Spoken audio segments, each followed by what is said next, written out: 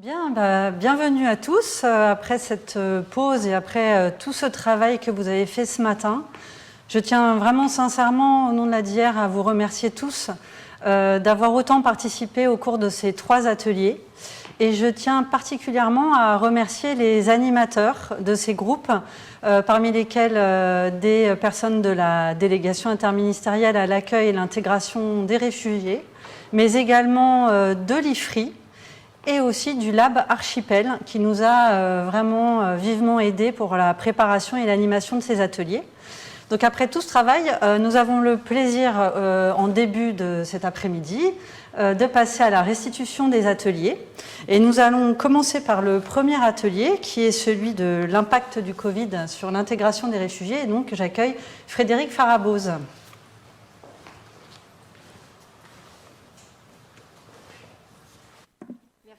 Merci Angèle. Bonjour à tous. Donc je vais vous faire la restitution de ce premier atelier qui était donc consacré à l'impact de la crise de la Covid-19 sur l'intégration des réfugiés. Alors, nous avons essayé de balayer les différents obstacles sur lesquels l'intégration des réfugiés a chopé pendant la crise, à commencer par la santé. Les 3 premiers thèmes étaient donc la santé, le travail social et le numérique. Alors, sur ces 3 sujets, 3 grandes questions se sont posées de façon transversale. Et ces 3 grandes questions ont été la question de la formation, la question de l'adaptation des outils et la question du rôle des tiers. Alors, pour la formation, de nombreux intervenants ont relevé l'adaptabilité des travailleurs sociaux qui ont dû changer leur mode d'accompagnement et qui souvent n'ont pas été formés, évidemment le confinement a été brutal, n'ont pas été formés à la question de la formation, comment est-ce qu'on accompagne des réfugiés au moment d'un confinement, comment est-ce qu'on les accompagne à distance. Un accompagnement à distance, c'est bien sûr pas la même chose qu'un accompagnement en présentiel. Donc cette question est revenue de la formation aux nouveaux accompagnements. Formation bien sûr aussi aux outils numériques, puisque là encore de nombreuses personnes ont été confrontées à de nouveaux outils, ce qui n'a pas été simple, pour aucun de nous d'ailleurs. Et la question de la formation aux problèmes psychologiques. De nombreuses personnes ont relevé le fait que le confinement a ravivé chez certains réfugiés qui semblaient pourtant apaisés des craintes et des peurs qui étaient liées à leur passé. Par exemple, revoir des rues vides a pu être très violent pour certains. Le vocabulaire martial a pu être très angoissant, puisque certains n'ont pas compris la métaphore et donc ont pris ça au sens propre. Voilà pour la formation des travailleurs sociaux, donc, mais aussi la formation des réfugiés, formation à la santé. De nombreuses personnes ne comprenaient pas forcément les modes de transmission de la Covid. Il y a eu beaucoup de mythes sur la transmission de ce virus. Certains intervenants nous ont dit que des réfugiés pensaient qu'il touchait uniquement les Européens ou qu'on pouvait s'en débarrasser de façon peu orthodoxe, ce qui d'ailleurs n'a pas été le cas que des réfugiés. Et enfin, la formation au numérique, à nouveau, la formation des réfugiés qui, eux, étaient de l'autre côté de l'écran et qui n'étaient pas forcément très à l'aise avec ces outils. Voilà pour la formation. Deuxième grande question, l'adaptation des outils. Donc là, on a parlé de la connexion des centres. Parfois, les centres n'étaient tout simplement pas connectés à Internet et à l'équipement matériel de tous. Les aidants ont dû parfois utiliser leur propre matériel. Les réfugiés, parfois, n'avaient pas le matériel. Et donc, cette question de l'adaptation des outils s'est posée. Enfin, le rôle des tiers. Là, on a beaucoup parlé de solidarité, de gens qui se sont spontanément manifestés pour aller aider les réfugiés, pour aller leur prêter main forte. au-delà des professionnels, l'engagement de la société civile, voilà, et la notion de père aidant, sur laquelle je reviendrai pour le deuxième atelier, avec toujours en filigrane la grande question du déconfinement, puisqu'on avait axé notre atelier sur les problèmes qui ont surgi pendant le confinement, mais on a aussi beaucoup entendu des problèmes qui ont surgi au déconfinement, puisque le confinement a été brutal, mais le déconfinement a été brutal aussi, et n'a pas signé un retour complet à la normalité.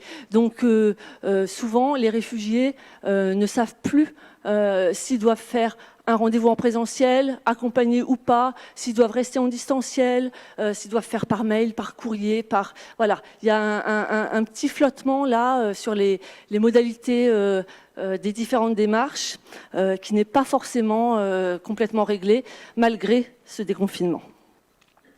Voilà pour l'atelier numéro 1. L'atelier numéro 2, merci Angèle. Alors, sur l'atelier numéro 2, était dédié à l'apprentissage de la langue, à l'emploi et au logement. Alors, sur ces 3 grands thèmes, on a eu un terme qui est revenu de façon récurrente, c'était le terme de confiance. L'importance du lien de confiance qui doit unir les acteurs de terrain, les services publics, les réfugiés, les citoyens, tous ceux qui font société. Alors, on a décliné cette confiance tout d'abord entre les acteurs de terrain et les services publics, avec l'adaptation des dispositifs, une souplesse dans le fonctionnement des services publics. Quelqu'un nous a témoigné de la souplesse du processus des process de l'OFI, qui a ouvert des portes dans des CPH à des gens qui n'avaient pas à ce moment-là exactement le statut et qui ont pu, mais qui avaient grand besoin d'être aidés. Donc il y a eu une véritable agilité là dans les process. Un assouplissement dans la réglementation avec les mesures transitoires pendant le confinement que vous connaissez, l'allongement de tous les délais, voilà. Mais bien sûr, dont les effets pervers ont été le retard pris par les administrations dans le traitement des différents dossiers. Certains acteurs ont relevé aussi un problème dans le ruissellement de l'information, en notant que l'État prenait des décisions. Au sommet de l'État, il y avait une véritable politique qui était mise en place, mais que parfois, elle avait un petit peu de mal à être déclinée sur le territoire. On était en période de confinement, donc chacun faisait du mieux qu'il pouvait. Et donc il y a eu aussi un problème, un petit souci interne de déconcentration de l'information. Voilà, confiance aussi entre les réfugiés et leurs aidants, entre les réfugiés et les employeurs. Donc là, on a eu un certain nombre de dispositifs qui nous ont été explicités, qui étaient très intéressants, les binômes mis en place par certaines associations par lesquelles des réfugiés ont pu garder du lien social. Ces binômes parfois étaient déclinés entre des réfugiés et des professionnels. C'est des binômes qui souvent ont perduré, avec des vrais liens qui se sont créés. Donc il y a eu aussi de belles histoires qui nous ont été racontées ce matin. Et alors, une relation assez intéressante à la langue. On nous a beaucoup raconté que finalement, on voulait beaucoup apprendre le français aux réfugiés rapidement, mais que dans cette période de crise, le recours à la langue maternelle était primordial. C'est-à-dire que cette confiance, elle passait par le socle, c'est-à-dire ce que les réfugiés connaissaient le mieux, c'est-à-dire leur langue maternelle. Donc on a eu une sorte de retour parfois à la communauté, ne serait-ce que pour passer les consignes sanitaires. Et ça a été assez intéressant, puisque voilà, les intervenants nous disaient ils avaient besoin d'un lien avec quelqu'un qui soit de leur langue, de leur culture, de leur communauté, qui puisse leur expliquer ce qui se passait, voilà, le caractère transitoire de la crise. Et ça, c'était absolument passionnant, cette espèce d'atterrissage en douceur, peut-être en prenant le temps de garder sa langue, de valoriser sa langue, et puis ensuite de passer au français, avec une fois que la confiance justement était établie. Voilà. Voilà pour nos deux ateliers.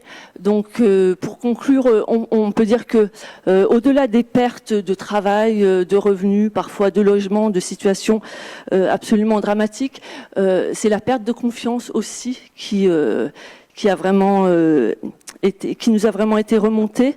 On peut dire que instaurer un climat de confiance, ça passe par un cadre précis, compréhensible de tous, et que bien sûr, en temps de crise, la communication est un facteur majeur, et c'est vrai que c'est un aspect à ne pas négliger.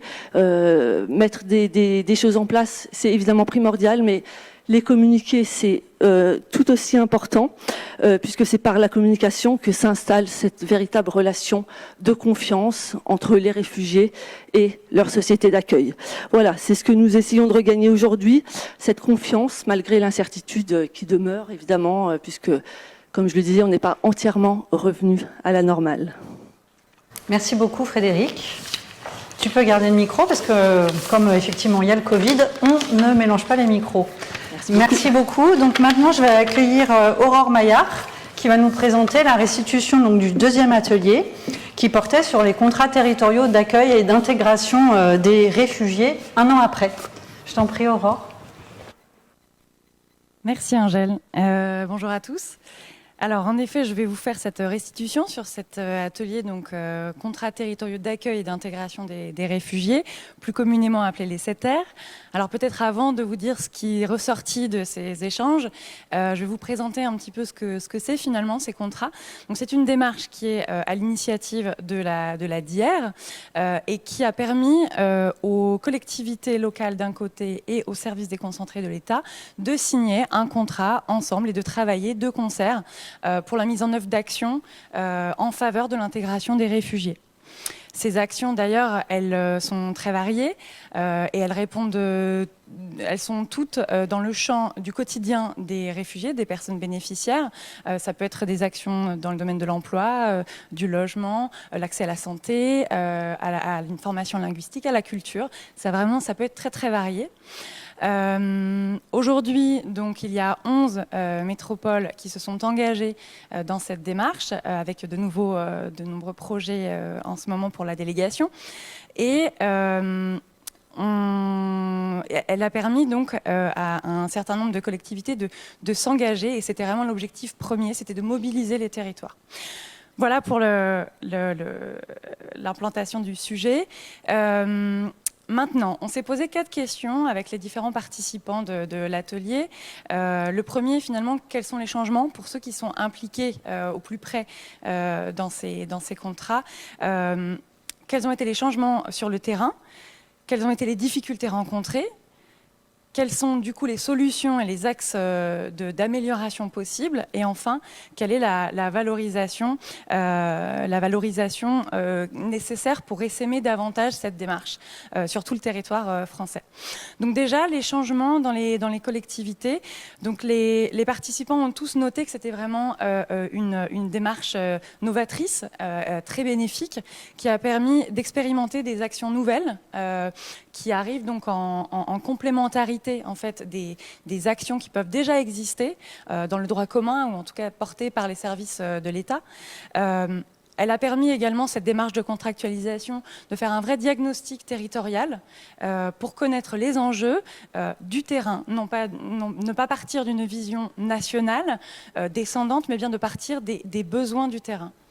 Et puis, elle a également permis de mettre en cohérence tous les dispositifs qui existaient déjà et qui impactent la question de l'accueil et l'intégration des réfugiés.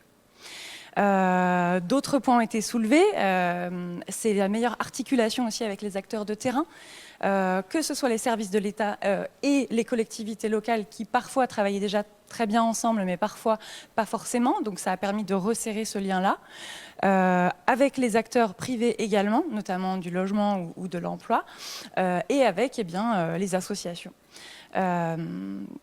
On a aussi, il a été soulevé donc que cette coordination, elle a été fluidifiée par le recrutement dans un certain nombre de ces contrats d'un chargé de projet, d'un coordinateur ou coordinatrice du CETER, qui a donc permis de simplifier les choses, même au-delà du contrat territorial.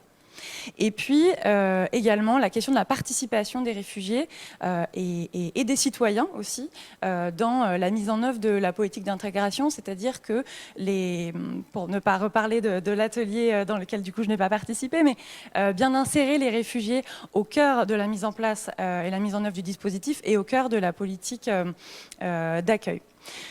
Voilà pour les changements, tout ce qui est ressorti de très positif sur la mise en place de ces contrats. Et puis ensuite, on a évoqué évidemment donc, les difficultés qui ont été rencontrées, on a résumé dans quelques points ciblés. Les intervenants ont évoqué la question de la délimitation et du diagnostic du public cible, évidemment entre une personne réfugiée ou demandeuse d'asile, primo-arrivante. Voilà, comment articuler tout ça et bien délimiter ça. Alors, on a parlé du diagnostic territorial qui est apparu pour beaucoup de ces contrats, de ces métropoles, comme un aspect positif de la démarche.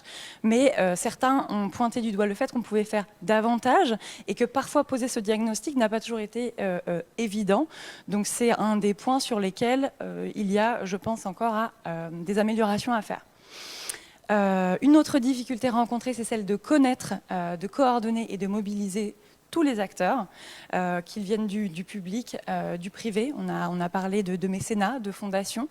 Et puis, on a également la question et je crois qu'elle était vraiment primordiale, de la temporalité des contrats et de la pérennisation des actions. C'est-à-dire qu'en fait, le contrat, pour une durée de 1 an, avec un budget de 1 an, ne coïncidait pas forcément avec la réalité de la mise en œuvre d'actions qui ont un temps finalement plus long.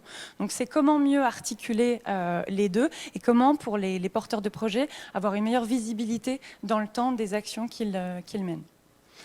Pour maintenant les axes d'amélioration, pour répondre, les solutions pour répondre à ces difficultés posées, pour répondre au dernier point, donc a été évoquée la mise en place d'un contrat pluriannuel qui permettrait donc d'avoir cette visibilité dans le temps. Également davantage appuyer donc les outils de suivi et d'évaluation.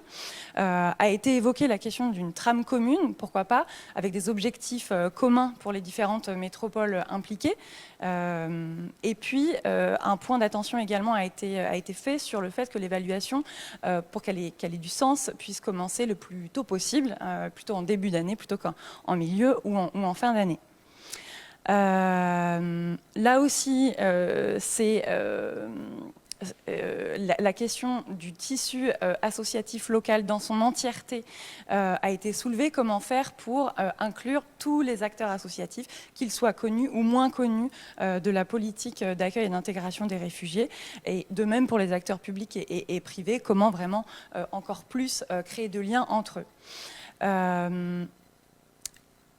Un autre aspect qui a été soulevé, c'est celle de comparer ce qu'on fait en France et dans nos métropoles, dans nos territoires, avec, pourquoi pas, d'autres pays et avec d'autres villes, d'autres communes de taille peut-être différentes. L'élargissement également aux territoires ruraux a été évoqué d'une façon ou d'une autre. Comment faire pour soit élargir à partir des contrats actuels depuis la métropole jusqu'au peut-être territoire périphérique, ou bien également la possibilité de créer des contrats dans des zones plus rurales. Également, car il y avait beaucoup de pistes d'amélioration, avoir des temps plus dédiés pour échanger sur les bonnes pratiques des différentes villes et métropoles impliquées. Et il est vraiment ressorti un souhait de se mettre en réseau. Ça a été dit, la métropole de Lyon, de Grenoble, de Clermont-Ferrand, qui ont cette envie de discuter de ce qui se passe dans leur territoire davantage et de trouver des solutions ensemble. Donc, ont été évoqués donc, des ateliers thématiques réguliers tous les 2 mois. Voilà, ce sont des choses qu'on va explorer. Et puis enfin, il a été aussi évoqué le fait de consulter davantage encore les réfugiés voilà, dans l'élaboration, encore une fois, de cette politique globale. Enfin, sur la question de la valorisation et du déploiement du dispositif sur tout le territoire national, encore une fois, a été pointé la nécessité d'avoir un plan de communication peut-être encore plus clair sur les contrats, avec davantage de plaquettes et de tracts que nous n'en avons déjà fait actuellement. J'en profite pour vous dire que vous pouvez trouver une plaquette dans les ressources documentaires de la DIER qui présente les actions qui sont déployées dans le cadre des CETER. Mais voilà, une envie d'encore plus pour faire davantage connaître cette démarche. Peut-être avoir une plateforme dédiée ou une rubrique qui présente les CETER. Pourquoi pas passer par des associations qui sont plus connues dans le monde de l'intégration et qui elles-mêmes pourraient être des relais pour des associations peut-être moins connues. Enfin, avoir un outil de sensibilisation des acteurs privés et des employeurs pour les rassurer et pour qu'ils s'impliquent davantage. Une meilleure prise en compte de l'évaluation, comme on en a parlé dans le point précédent. Et enfin aussi, s'assurer de communiquer auprès des réfugiés et par des réfugiés, donc peut-être par un système d'ambassadeurs, pour diffuser l'information sur ce qu'on fait dans ce cadre au sein de leur communauté. Là aussi, il y a un pont qui s'est créé un peu naturellement avec l'atelier 1. Voilà, donc c'était vraiment un atelier très riche, donc je tiens à remercier vraiment tous les intervenants. Et je vais laisser la parole à Sophie Bilong. Enfin, voilà. Et ça très bien. Voilà, Aurore, tu es parfaite. Donc on accueille Sophie pour le 3e atelier, donc qui va nous faire de l'IFRI, qui va nous restituer donc l'atelier sur la participation des réfugiés. Bonjour à toutes et à tous. Donc oui, je travaille pour l'Observatoire de l'immigration et de l'asile de l'Institut français des relations internationales et j'ai eu la chance d'animer ce 3e atelier avec une équipe composée de 2 personnes de l'IFRI et de 2 personnes de ce laboratoire d'initiative publique, l'archipel. Et donc participer, augmenter le pouvoir d'agir, tenir compte de la parole des premiers concernés, croiser les savoirs théoriques, les savoirs professionnels, les savoirs de vie. C'est vraiment un sujet qui est désormais incontournable et qui peut prendre différentes formes. La première forme qui nous est apparue en fait dans le cadre d'une étude qu'on a menée à l'Observatoire, c'est la forme qui consiste à consulter les personnes concernées, les consulter une fois que les projets sont décidés, mais aussi à différentes étapes de ces projets et les consulter notamment à l'étape des évaluations. La deuxième forme, c'est la co-construction. Comment on construit dès le départ avec les personnes concernées et comment on part de leur expertise, de leur talent, de leur savoir de vie. Et le 3e niveau de participation, la gouvernance partagée. Comment on va vers des politiques qui sont pensées vraiment en amont avec les personnes et comment on implique les personnes exilées dans les programmes et les politiques qui les concernent.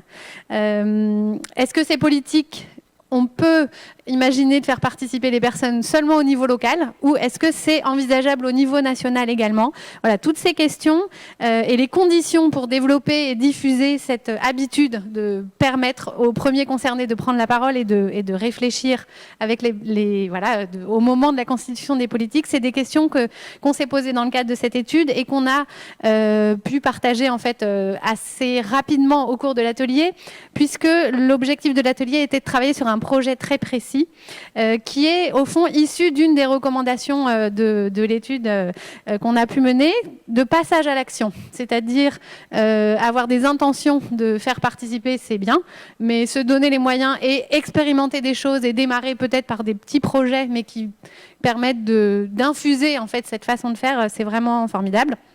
La formalisation de ce projet Elle est en cours.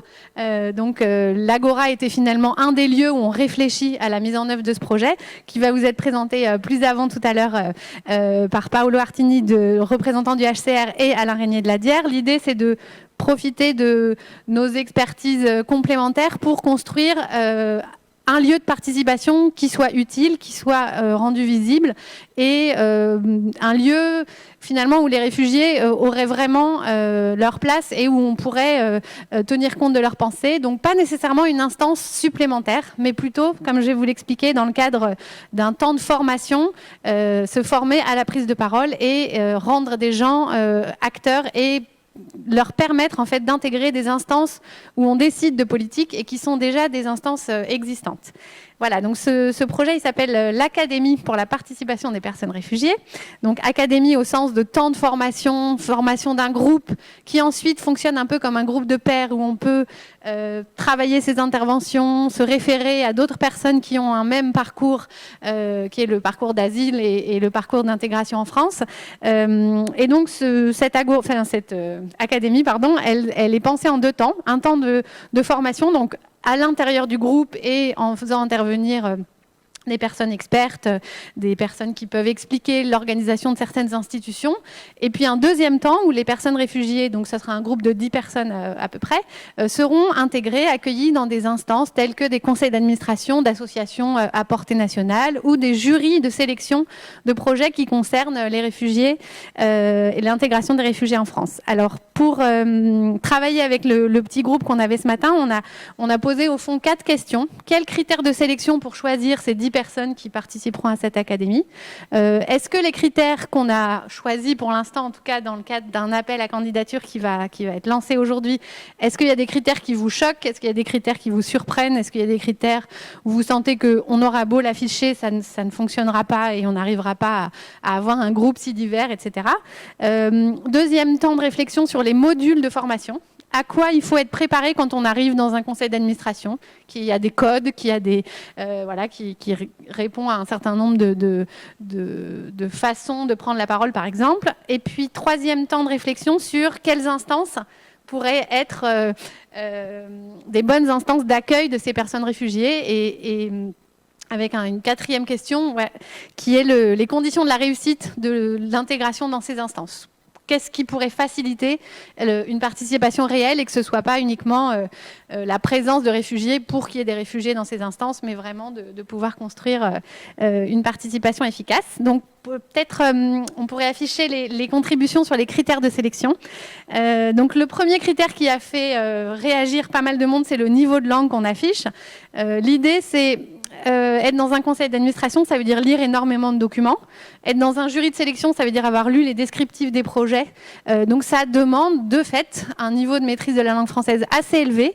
Donc en tout cas, pour ce projet-là, l'idée, c'était aussi de dire, si on ne maîtrise pas assez le français, on ne pourra pas vraiment participer à toutes les étapes de l'instance en question. Maintenant, sur la participation en général, évidemment qu'il faut se donner les moyens. Et donc la question de l'interprétariat a été soulevée. On peut participer dans sa langue avec un interprète. Et ça aussi, c'est donner les moyens à justement ceux qui n'ont pas encore le français comme compétence très aboutie, de participer et de donner leur avis.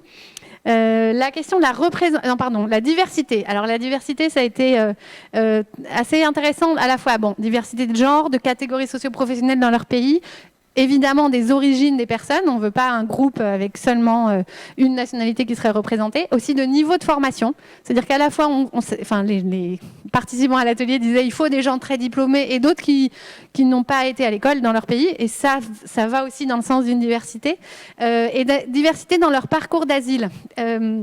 Quelqu'un a proposé qu'il y ait des gens qui aient été hébergés en CADA ou en CPH et d'autres non, pour que justement leur expérience personnelle soit pas similaire, même si ce qu'on aimerait, c'est que ce soit des personnes qui soient auprès d'autres, qui là, pour le coup, ont des parcours d'asile qui peuvent être très variés. Le nombre d'années de présence en France, ça aussi, ça a été potentiellement cité comme un des critères de diversité, qui n'est pas que des gens qui sont arrivés en 2015. Qui est des gens qui sont là depuis 3 ans, d'autres depuis 15, et que ça aussi, ça pouvait permettre une plus grande variété de ce groupe. Ensuite, la question de la représentativité des territoires, qui est vraiment des gens de toutes les régions, pour éventuellement que ces participants à l'académie puissent ensuite avoir un rôle dans leur région. que ça puisse infuser le fait de s'être formé et d'avoir compris des choses sur certaines instances auxquelles les personnes n'ont pas souvent accès. Et puis enfin, le critère de stabilité de la personne, que les gens ne soient pas dans des difficultés pratiques, financières trop importantes qui fassent que venir à des réunions, c'est très très coûteux. D'avoir ça en tête au moment de la sélection. On va passer à la deuxième slide sur la formation. Alors, une des choses qui est apparue évidente, c'était d'abord que les gens, ils allaient se former entre eux, que c'était un groupe qui allait se co-former, qui n'avait pas besoin de faire venir des experts, que parce qu'il était très divers, parce qu'il était composé de personnes qui avaient déjà une expérience auprès d'autres, cette connaissance, elle allait déjà être partagée. Ensuite, tout un sujet sur le savoir-être, la prise de parole en public, mais aussi comprendre les codes des fonctionnements de certaines institutions, et puis comment dépasser sa propre expérience, comment parler à la fois à la première personne, mais parler au nom d'un collectif. Toutes ces choses-là, en fait, ça se travaille et c'est intéressant de le faire dans un petit groupe bienveillant dans ce temps de formation. Et voilà, je vais passer sur le troisième parce qu'il me reste trop peu de temps. Le troisième point, c'était qu'est-ce qu'on fait, dans quelles instances, en fait, les personnes pourraient s'intégrer. Donc, ce qui a été noté, c'est, si possible, que ces instances soient variées, que ce ne soit pas que des CA d'associations, mais vraiment à la fois au niveau local et au niveau national, qu'il y ait des formes différentes, et que les interventions pourraient être préparées dans le groupe, et c'était d'autant plus intéressant qu'elles soient variées. Le Conseil national sur les politiques de lutte contre l'exclusion et la pauvreté ont été cités comme un des lieux, c'est un lieu déjà existant de participation. Pourquoi il n'y aurait pas des réfugiés qui participeraient? Et puis, des conseils municipaux, ça a été aussi une suggestion de dire, après tout, on n'a pas le droit de vote, mais est-ce qu'on ne pourrait pas intervenir dans ces instances locales en tant que réfugié. Et pour la dernière partie, donc les conditions pour que ça réussisse, il y a eu une idée, par exemple, de constituer des binômes, que les gens puissent intervenir à deux dans ces instances, mais pas nécessairement deux personnes réfugiées, plutôt quelqu'un qui est déjà dans l'instance et qui aurait en charge que ça se passe bien pour cette nouvelle personne, finalement, indépendamment du fait qu'elle est réfugiée.